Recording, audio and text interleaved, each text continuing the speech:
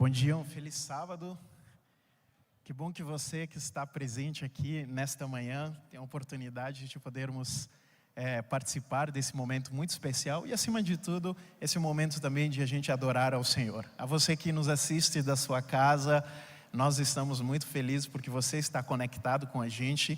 Então seja muito bem-vindo a este lugar. A gente está tendo toda uma estrutura de segurança pelas questões sanitárias que nós vivemos nesse momento, mas muito em breve, nós queremos que muito em breve nós poderemos estar juntos e você vai ter a oportunidade de poder vir aqui também adorar a Deus juntamente com a gente aqui na nossa igreja. Que Deus abençoe muito você. Fique ligado com a gente durante o nosso programa, durante esses dias, que a gente vai ter muitos momentos agradáveis, palestras muito importantes. Então, não perca nenhum momento, acompanhe com a gente o nosso programa tanto na parte da manhã quanto na parte da tarde. Nós estamos recebendo aqui nesta manhã o Dr. Rodrigo Folles, que também é pastor. O Rodrigo, ele hoje é editor da Unaspress e também é coordenador de alguns cursos na área de comunicação lá no NASP, e hoje ele vai estar trabalhando com a gente um pouquinho a temática dentro do contexto da cultura, que é uma das áreas da pesquisa dele. Então ele vai estar trabalhando com a gente mais ou menos nessa temática. Rodrigo, muito obrigado pela sua presença aqui, a gente está muito feliz com a sua presença, que Deus te abençoe e que você nesse momento possa ser usado por Deus para transmitir para a gente essa mensagem.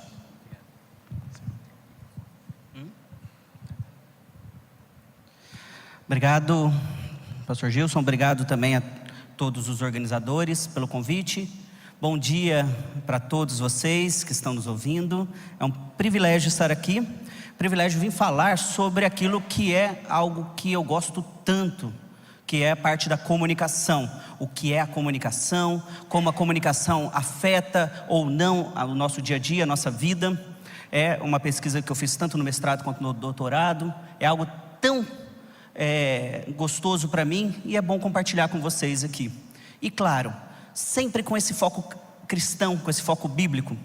Uma das perguntas que eu me faço e que, quando os organizadores pediram para eu vir falar sobre cultura, é justamente que cultura é tão amplo. É um conceito que poderíamos abordar de várias formas diferentes, com vários contextos diferentes. E justamente cultura precisa ser abordado, por causa do tempo limitado, em apenas um aspecto. Então eu não vou limitar o estudo. Vou fazer agora uma introdução um pouco mais ampla, mas depois eu quero focar esse processo.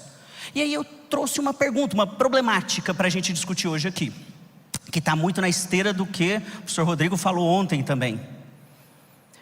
A minha pergunta motivadora, e eu vou dividir essa fala em duas partes. Agora de manhã a primeira parte, à tarde a gente traz a segunda parte, aplicando também.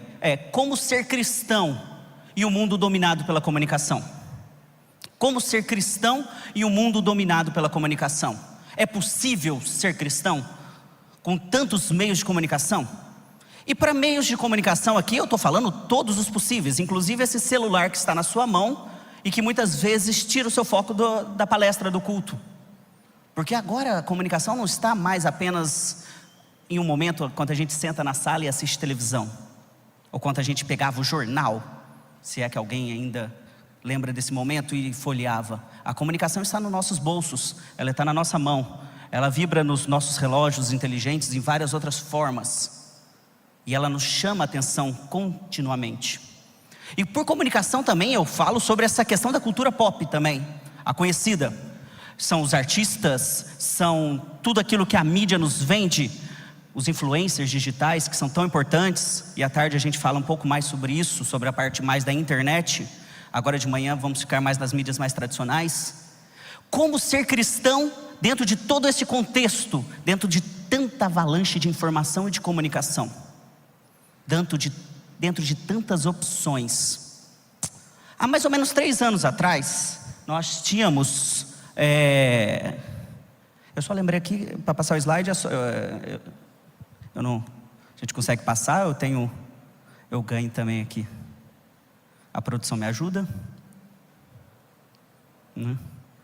Ok. Mais ou menos 3 anos atrás, nós tínhamos uma questão muito interessante que aconteceu. Talvez você se lembre deste caso, dessa reportagem. Ela aconteceu há 3 anos atrás, onde alguns fãs, sabendo que um cantor famoso viria ao Brasil, faria um show, naquela época que a gente podia estar em aglomerações, então eles, sabendo que podia estar ali naquele show, eles queriam pegar o melhor lugar. Eles fizeram então um pacto entre eles e ficaram 3 meses na fila, esperando aquele momento para que o cantor pudesse aparecer, eles abrissem o portão. Imagina você passar 3 meses na fila, ficar 3 meses esperando o cantor aparecer, você acampando ali, comendo ali, você fazendo realmente um campuri de 3 meses, só para poder pegar o melhor lugar. Na época gerou-se muito memes, muitas discussões, e até hoje eu me pergunto sobre isso. O que leva as pessoas a viverem isso? Que poder a pessoa tem? Eu falo que o passador estava aqui, mas eu não achei, gente, desculpa. Que poder a comunicação tem que faz a pessoa gostar de um cantor desses, seguir a carreira dele, viver toda essa experiência, passar 3 meses? Que poder é esse da comunicação? E é sobre ele que eu quero falar. Obrigado. E é sobre esse poder que eu quero falar. Sobre então o que é comunicação. Então vamos definir primeiro o que a gente entende por comunicação. Eu tenho por assim dizer, 2 definições de comunicação que não são excludentes, elas são complementares. A primeira diz que comunicação é uma ação de transmitir uma mensagem as 2 coisas, de receber. Comunicação é aquilo que eu falo, mas não é só aquilo que eu falo, é aquilo que você também entende. Só há comunicação dentro de um processo de idas e vindas. Se eu falei e você me entendeu, houve comunicação. Se eu falei e você não entendeu, não é comunicação. Eu estou falando sozinho. Então, para que haja comunicação, a gente precisa ter esse processo de idas e vindas. Comunicação sempre é diálogo. E a segunda definição de comunicação é que comunicação é a informação que eu quero falar. Então, primeira é o processo, é eu falar, você ouvir e você entender, mas também é o que eu estou falando. E essa definição vai nos ajudar a entender melhor por que alguém passa 3 meses na fila esperando o show do Justin Bieber. É isso que eu quero tentar descobrir. Por que alguém faz isso? Que poder a comunicação tem que faz as pessoas fazerem isso? E eu vou chegar à conclusão, junto com você, que nós também fazemos isso. Talvez não no show dele, mas em tantas outras áreas, em tantas outras coisas. Talvez você tenha zoado nele, naquelas pessoas que estavam lá fazendo isso, mas você faz isso em tantas outras possibilidades e formas. Desde a década de 1920, tem uma definição básica, que é esse gráficozinho aqui, sobre o processo da comunicação, que inclui essas 2 definições que eu te disse. Então ele é bem antigo. Se você olhar, ele vai dizer o seguinte: sempre tem uma fonte de comunicação. Essa fonte de comunicação, ela precisa de um emissor, ou seja, alguém que fale. Aqui eu estou falando, eu sou o emissor. Depois que eu tenho esse emissor, eu preciso de um canal. O que é o canal? Por onde eu vou falar? O microfone é um canal, a internet é um canal, você está me ouvindo porque tem esse canal. Nossos ouvidos também são parte desse canal. Ele precisa existir como canal. Depois eu preciso ter um receptor, alguém que recebe essa minha mensagem, essa minha comunicação. Por último, eu tenho que ter um destino. O que a pessoa tem que fazer com essa comunicação? No mínimo ela tem que me dizer que entendeu, me mandar alguma forma de feedback. Beleza, te ouvi, entendi. Ou ela tem que fazer uma ação, passe 3 meses na fila. O problema é que essa comunicação aqui, esse processo que a gente acabou de desenhar, perfeito, não existe. Se você olhar no quadrinho ali embaixo, você vai ver que tem uma outra coisa, e ele atrapalha todo esse processo, chamado ruído. Estamos conversando aqui agora, microfone falhou, você não vai me entender. Estamos aqui conversando, caiu a energia, internet não vai ter mais, não vou conseguir mais falar com você. Aconteceu ruídos. Se eu começar a falar aqui em russo, provavelmente você não vai me entender. É um ruído. Precisamos então eliminar ruídos. Nessa figura, lá quando os teóricos em 1920 fizeram elas, eles acreditavam que era possível eliminar todos os ruídos e chegar a uma comunicação plena. E aí eu pergunto, é possível? Será que existe essa comunicação plena em um mundo não pleno? Não, não existe. Como cristão, eu acredito que ela não existe por uma razão. Sociólogos, antropólogos, filósofos, teóricos da comunicação podem dar outras razões para o problema. Por que existem ruídos nas nossas comunicações? Por que nós não conseguimos nos comunicar corretamente? Como cristão, eu vou dizer que o problema é o pecado. O pecado é o maior dos ruídos. Quando entrou o pecado, a primeira coisa que nós temos que acontece é uma comunicação entre Adão, Eva e Deus. E a gente já tem um problema naquela forma de comunicação. A gente já tem um ruído. Foi a mulher que tu me destes. Foi a cobra que tu criastes. O pecado entra, primeira coisa que acontece, problema comunicacional. A gente já não consegue mais se comunicar. Entra ruído. De quem é a culpa disso? Pronto, divide-se o mundo. E o mundo tão dividido, eu posso dizer que o problema em geral é falta de diálogo, falta de comunicação. O pecado tem atrapalhado o processo, a gente não pode esquecer isso. E aí você vai me perguntar, o que isso tem a ver com Justin Bieber, pastor? Chega logo, por que eles ficaram na fila? Qual que é a sua teoria? Vamos chegar lá, calma. Essa cena, sem eu te contar quem são essas pessoas, sem você saber de onde surgiu essa foto, inclusive eu não sei, eu peguei na internet, aleatoriamente. Você olha para ela e você já sabe o que ela significa, não sabe? Você viu uma mulher de branco, com vestido branco, você já sabe, é uma noiva. Você viu que ela está do lado de um homem, na frente de uma pessoa falando, pronto, é um pastor, um padre, é um casamento. Eu não precisei te falar isso, você bateu o olho e você já sabe. Ninguém precisou te ensinar agora, neste momento, o que é essa foto. Se eu te perguntar, o que são essas pessoas em pé, ali, viradas para frente, ao lado do noivo e da noiva, você já sabe o que elas são. Se eu te perguntar, quem quer passar por isso que ainda não passou? Bem, aí você já sabe até com quem você quer passar. Você já está pensando, quero. Você já sabe. Esse é o poder da comunicação, é isso que é comunicação. Comunicação e cultura são isso aqui. Olha o poder que a comunicação tem. Olha o poder da cultura. Isso tudo são instrumentos culturais, processos comunicativos. Contam e comunicam uma mensagem. Lembra do gráfico que a gente acabou de mostrar? A foto era o canal, você é o receptor. Bateu o olho, não teve ruído, você entendeu. Comunicação plena, sem ruído é impossível. Mas comunicação existe. E você entende. Tá, e você pergunta de novo, o que isso tem a ver com Justin Bieber? Vamos chegar lá, aguenta aí. Eu posso dividir mais ou menos comunicação e cultura em 3 graus. Em 3 definições aqui. Eu tenho textos, eu tenho discursos, e isso tudo gera identidade. O que é texto, pastor? Você me pergunta. Texto, basicamente, é tudo aquilo que quando você olha, você consegue ler. Seja verbal ou não verbal. Está conseguindo me acompanhar?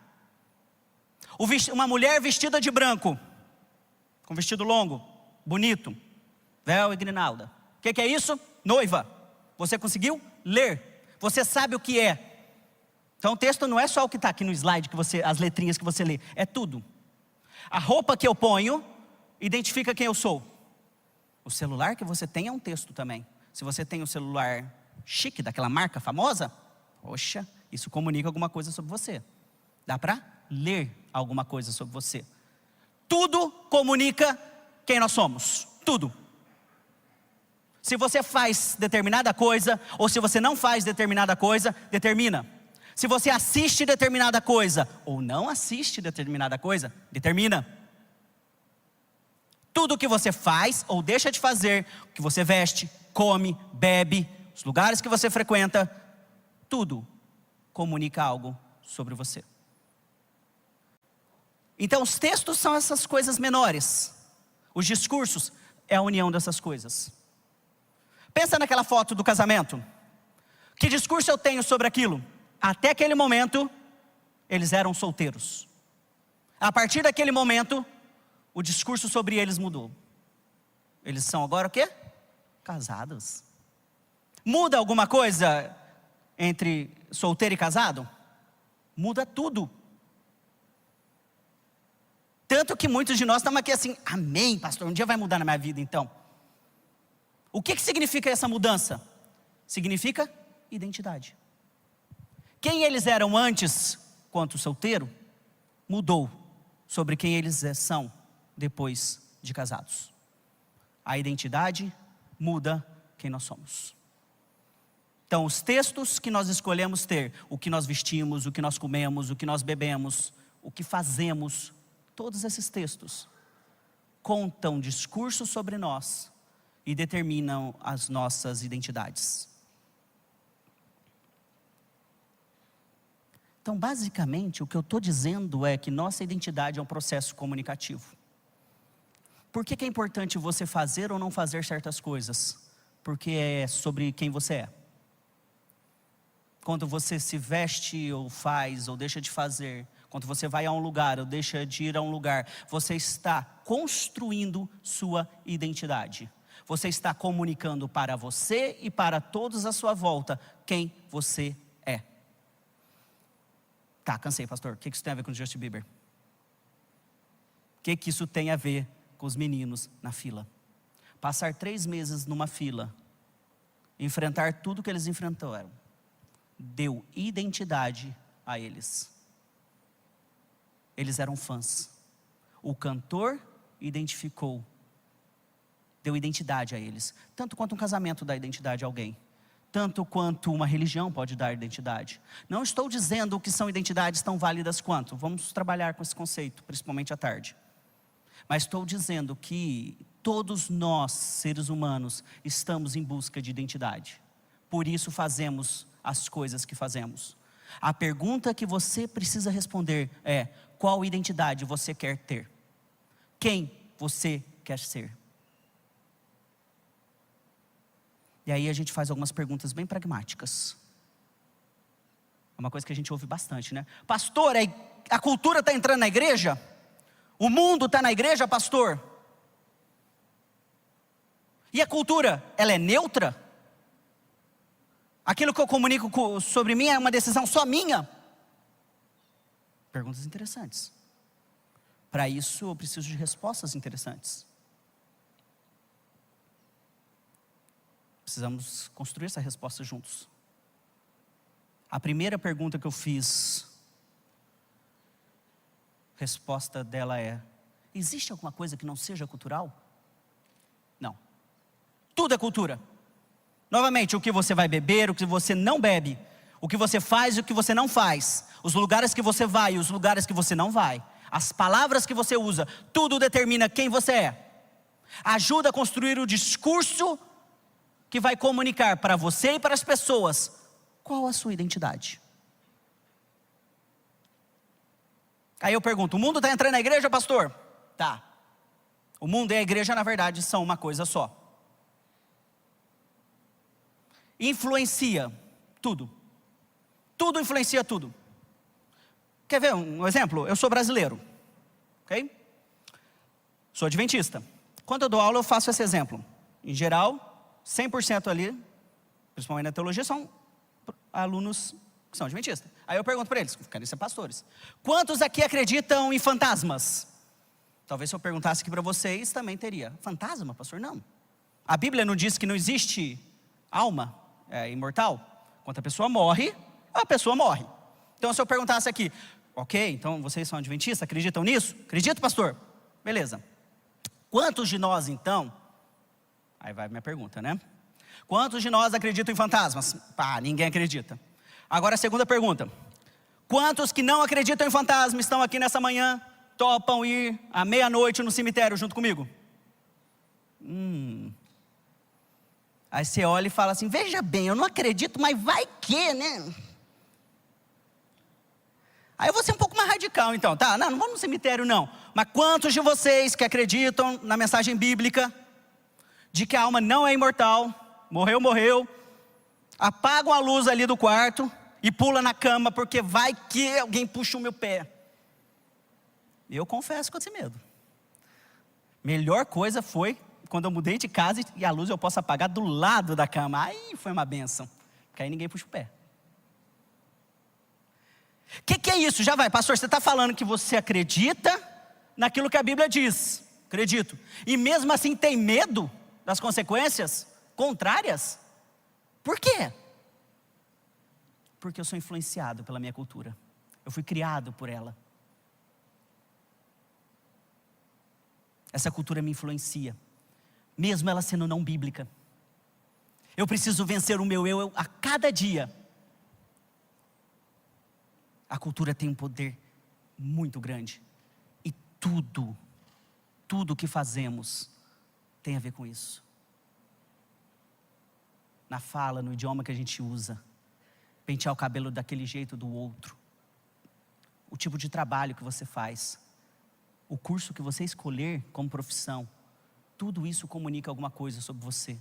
E se tudo isso comunica alguma coisa sobre você, sobre quem você é, se tudo isso é comunicação, você precisa saber que todas essas decisões precisam ser feitas a partir de um norte, de uma filosofia. Ou uma filosofia secular, ou de uma filosofia bíblica. Pastor, meu trabalho tem a ver com a minha fé? Deveria. Se você não souber em que você acredita, que discurso você quer ter sobre você, suas decisões vão ser moldadas por outras pessoas. Você vai escolher coisas que te dão identidade, mas que não necessariamente te dão a melhor identidade que um cristão poderia ter. Essa é a decisão.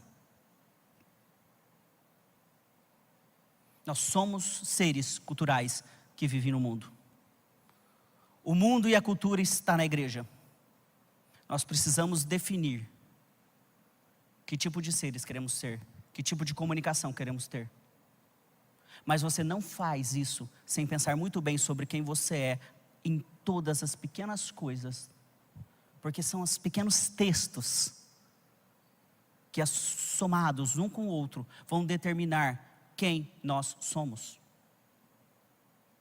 Pastor, a menor coisa importa, porque é na soma delas.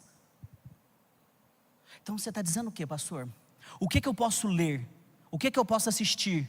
Que filme eu devo assistir ou não? Me dá uma lista, pastor. Não dou não.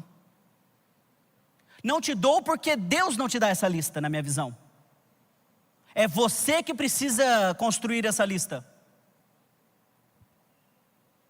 Uma coisa eu te digo, nem todos os elementos culturais estão de acordo com a Bíblia. Nem tudo que você faz, mesmo se você não souber disso, está de acordo com a Bíblia. Eu ter medo de ir no cemitério à meia-noite, ou de alguém puxar o meu pé, de uma assombração puxar o meu pé, não está de acordo com o que eu acredito. Eu preciso estudar a Bíblia, ler a Bíblia, entender a Bíblia. Eu preciso me estudar e pensar o que cada ação que eu estou fazendo comunica sobre mim e ajuda a construir a minha identidade. Aí a pergunta: elementos culturais errados podem construir uma identidade de um cristão? A resposta é: podem.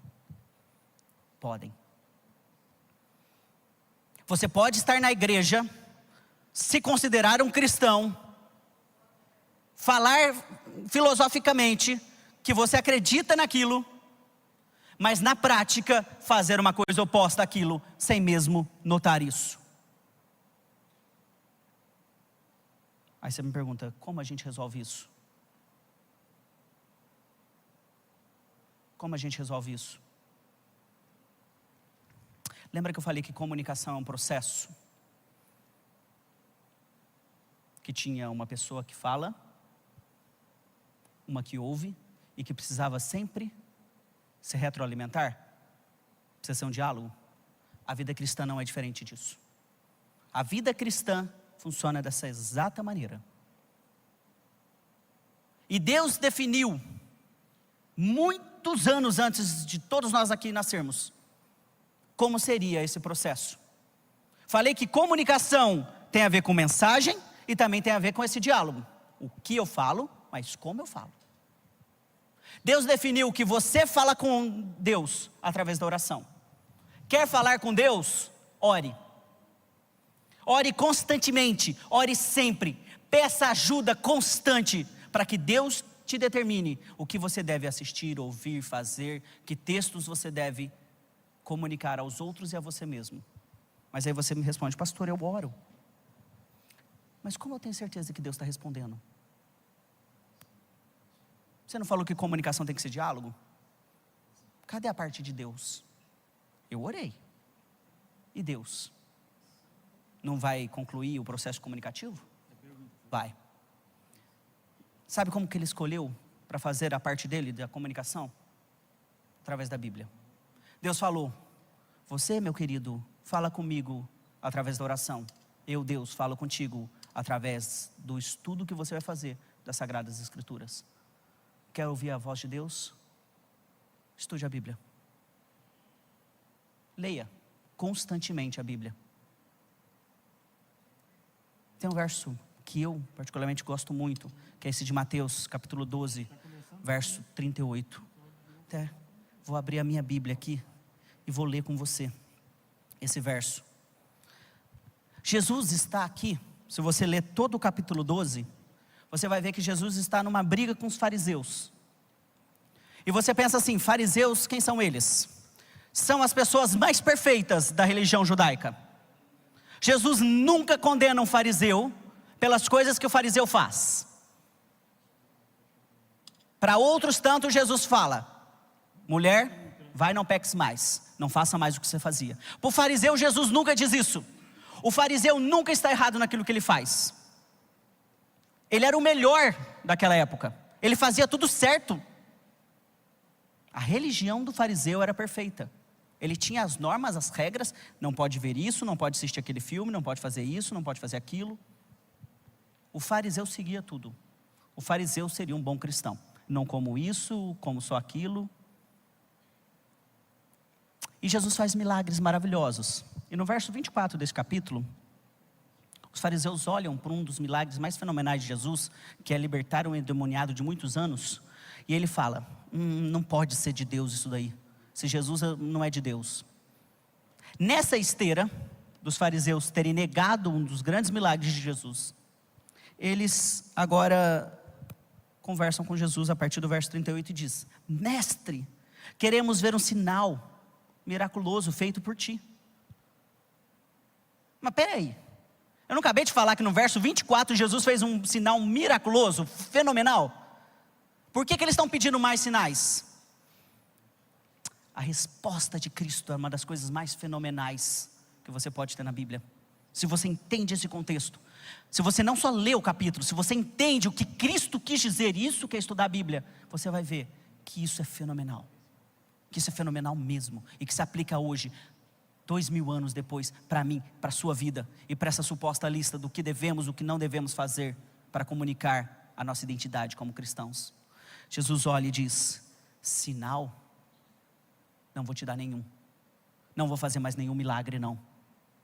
O único milagre que eu vou fazer, Jesus diz, lá no verso 39, é o sinal do profeta Jonas, verso 40. Pois assim como Jonas esteve 3 dias e 3 noites no ventre de um grande peixe, assim o Filho do Homem ficará 3 dias e 3 noites no coração da terra. Aí você pensa: tá, não entendi. Explica, pastor, o que significa isso? Jesus diz: milagres vocês não vão ter, listas sobre o que fazer ou não, não vou te dar. Quer se comunicar com Deus, certo? Entenda o sinal que Deus vai te dar agora. O sinal do profeta Jonas.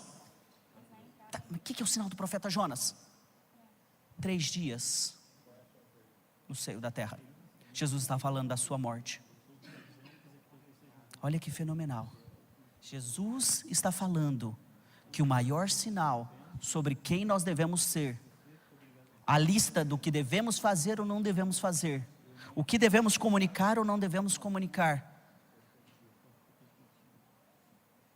é uma pessoa. O sinal que eu e você e os fariseus precisamos é a cruz de Cristo, o sacrifício de Cristo, a ressurreição de Cristo. E aí Jesus conta uma parábola nos próximos versos. Uma parábola que provavelmente você conhece várias parábolas de Jesus e talvez não conheça essa. Você conhece do semeador, você conhece do filho pródigo. Mas para mim, a minha favorita, se você me perguntar, pastor, qual a sua melhor parábola? Qual que você gosta mais? Eu vou dizer que é essa daqui. Nesses versos. Que ele começa no verso 43, essa parábola, ele diz: quando um espírito imundo sai de um homem, passa por lugares áridos, procurando descanso. Como não encontra, esse espírito volta para casa, volta para aquele homem. Chegando, olha, como que a casa estava? Desocupada, varrida, em ordem. Então vai, esse espírito, né? E traz outros 7 espíritos piores com ele. E o estado daquele homem torna-se pior do que o primeiro. Olha que parábola. Olha o que Jesus está dizendo aqui, meu querido. Jesus está dizendo o seguinte: aquele homem tinha um demônio, o demônio sai, aquele homem limpa toda a sua vida, faz uma lista de coisas para fazer, uma coisa que não pode fazer, deixa tudo em ordem. A casa estava limpa e em ordem. É Jesus olhando para os fariseus e falando: vocês estão fazendo as coisas certas, a casa de vocês está limpa, parabéns. Mas mesmo assim, são 7 demônios que entram depois, piores. O homem se torna muito pior do que ele era antes. Sabe por quê? Porque a casa estava vazia. Não é a comunicação cristã, não é sobre o que você faz ou deixa de fazer. Isso importa, porque isso mostra quem você é. Mas nunca será sobre uma lista de coisas a fazer ou coisas a não fazer, mas sobre uma pessoa com a qual nós devemos nos relacionar. O cristianismo não é uma lista de pode ou de não pode. O cristianismo é uma pessoa, Cristo Jesus, seu sacrifício. O único sinal miraculoso que você precisa ter é o sinal da cruz. Pastor, então eu posso fazer qualquer coisa? Não. Faça aquilo que Cristo te mandar fazer. Veja aquilo que não te tire Cristo do centro do seu coração, por melhor que ele possa ser. E note, a crítica aqui é tanto aquelas pessoas que fazem de tudo e das piores coisas, como também aos fariseus que fazem de tudo e das melhores coisas. Os dois extremos estão errados, porque os dois extremos trazem consigo o pior do ser humano. Nós tentando, em um mundo incompleto e imperfeito, fazer por nós mesmos uma comunicação perfeita. O que Cristo está dizendo é: quer você ser o melhor? Quer você ter o melhor? Não deixe sua casa vazia. Ponha Cristo nela. E Cristo, através da oração que você fará, do estudo da Bíblia que você fará, vai te ajudar a preencher a sua casa. E tudo que você fizer ou não fizer, a partir daí, vai comunicar verdadeiramente a essência. Esse é o Evangelho. O problema daqueles meninos na fila do Justin Bieber não é o que eles fizeram. Não é estar ali, não é gostar, não é buscar uma identidade, não é querer ouvir a música X ou Y. O problema é, qual é a essência do que vocês fazem? Se a essência for Cristo, está tudo certo. Não é sobre, eu não faço isso, mas vou na igreja. Mas se você vier na igreja e não tiver Cristo no seu coração, você está tão errado quanto eles. Sua casa está em ordem, está varrida, mas está vazia. Faça as melhores escolhas, veja as melhores coisas, mas faça isso com Cristo dentro do seu coração. Esse é o meu desejo. À tarde a gente continua e vai falar um pouquinho mais agora pragmaticamente sobre a internet e sobre como isso atrapalha a nossa vida. Mas a partir desse referencial teórico que nós temos, vivemos em um mundo de pecado, e só com Cristo em nós podemos ter diferença, e podemos fazer e comunicar diferente. Que Deus te abençoe, que o resto das palestras sirvam para você, que você aprenda muito hoje.